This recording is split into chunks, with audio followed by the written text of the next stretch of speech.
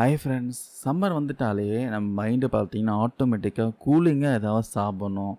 இல்லைனா ஈவினிங் ஆனால் grill chicken shawarma கடைன்னு போயிடுவோம்.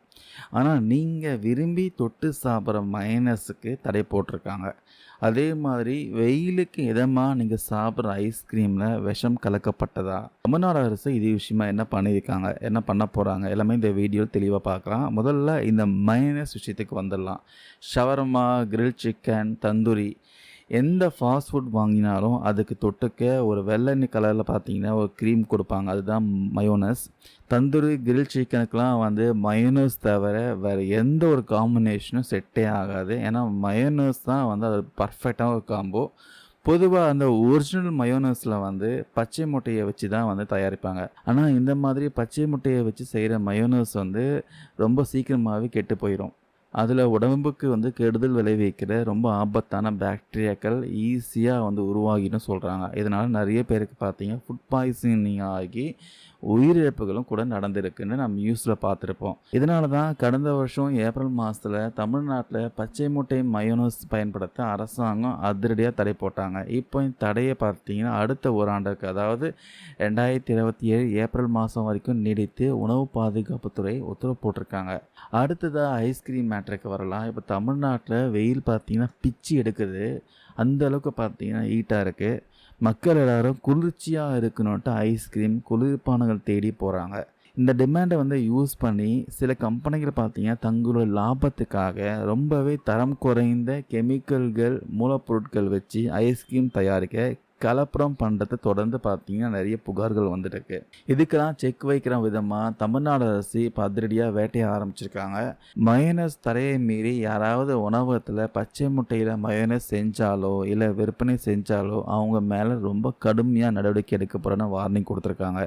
இதுக்கு பதிலாக வெஜ் மயோனஸு இல்லைனா பேக்கிங் செய்யப்பட்ட பாஸ்டரைஸ் மயோனஸு யூஸ் பண்ணிக்கலாம் சொல்கிறாங்க. அதே மாதிரி மாநிலம் முழுக்க இருக்கிற ஐஸ்கிரீம், குளிர்பான கம்பெனிகள், கடைகள் உணவு பாதுகாப்பு அதிகாரிகள்லாம் இப்போ தொடர் சோதனையில் வந்து ஈடுபட்டிருக்காங்க. குறிப்பாக அந்த ஐஸ்கிரீம் பேக்கெட்டில் தயாரிப்பு தேதி, மேனுஃபேக்சரிங் டேட்டு, காலாவதி தேதி, எக்ஸ்பைரி டேட் சரியாக பிரிண்ட் செஞ்சுருக்காங்களா, அரசாங்கம் அனுமதிச்சிருக்க பர்மிட்டட் கலர்ஸ் மட்டும்தான் யூஸ் பண்ணியிருக்காங்களான்ட்டு தீவிரமாக செக் பண்ணுறாங்க. விதிகளை மீறுற கடைகளுக்கு சீல் வைக்கும் அதிகாரிகளுக்கு பார்த்தீங்கன்னா ஸ்ட்ரிக்டாக உத்தரவு போட்டிருக்காங்க. நம்ம மக்கள் பார்த்தீங்கன்னா காசு கொடுத்து வாங்குகிற உணவுப் பொருட்களில் இந்த மாதிரி லாபம் நோக்கத்துக்காக கலப்படம் நடத்துறது ரொம்பவே வேதனையாக இருக்குது. அதனால் நீங்கள் வெளியே ஜூஸோ இல்லை ஐஸ்கிரீம் வாங்குகிறப்போ பெரிய பிராண்ட் கடைகளாக இருந்தாலும் சரி, லோக்கல் கடைகளாக இருந்தாலும் சரி, லேபிள் மற்றும் எக்ஸ்பைரி டேட்லாம் செக் பண்ணி வாங்குறது உங்களுடைய கடமை. ரொம்ப டார்க் கலரில் ஆர்டிஃபிஷியலாக இருக்கிற ஐஸ்கிரீம் மற்றும் ஜூஸ் ஐட்டம்லாம் குழந்தைங்கள் சாப்பிட்றது தவிர்க்க சொல்லி வலியுறுத்தியிருக்காங்க. அதுதான் ரொம்பவே நல்லது சொல்கிறாங்க. ஃப்ரெண்ட்ஸ், உங்களுடைய ஆரோக்கியம் உங்கள் கையில் தான் இருக்குது. நீங்கள் ஷவர்மா சாப்பிட்றப்போ மயோனஸ் அதிகமாக விரும்பி சாப்பிட்ற ஆளா? இந்த மயோனஸ் தடை ஐஸ்கிரீம் கலப்படம் பற்றி நீங்கள் என்ன நினைக்கிறீங்க? அரசாங்கம் எடுத்திருக்க இந்த நடவடிக்கை போதுமானதா? உங்களுடைய கருத்துக்களை கீழே மறக்காமல் பதிவு பண்ணுங்கள். ஸோ முக்கியமாக இந்த சம்மர் சீசனில் கண்டிப்பாக உங்கள் உடம்பு பார்த்தீங்கன்னா டீஹைட்ரேட் ஆகாமல் பார்த்துக்கணும். அதிகமாக தண்ணீர் குடிங்க, இளநீர் குடிங்க, பழச்சாறுகள், ஃப்ரெஷ் ஜூஸ் குடிங்க. முடிஞ்ச வரைக்கும் ஐஸ்கிரீம் வகைகள் அவாய்ட் பண்ணுங்கள். ஃப்ரெஷ் ஜூஸ் வேணால் எடுத்துக்கோங்க. ஆப்பிள் ஜூஸு, இது மாதிரி நிறைய ஃப்ரெஷ் ஜூஸ் ஆகிட்டு இருக்கும். ஃப்ரூட்ஸால் செய்யப்பட்ட ஃப்ரெஷ்ஷாக கொடுக்குறாங்க பார்த்தீங்கன்னா, அந்த ஜூஸும் தாராளமாக குடிக்கலாம், இளநீர் குடிக்கலாம். ஸோ ஐஸ்கிரீம் அவாய்ட் பண்ணுறது ரொம்பவே நல்லது. ஐஸ்கிரீம் வந்து உங்கள் நாக்குக்கு, தொண்டைக்கான குளிர்ச்சியாக உள்ள இறங்கலாம். ஆனால் உங்கள் உடம்புக்கு பார்த்தீங்கன்னா சூட்டை அதிகப்படுத்தும்.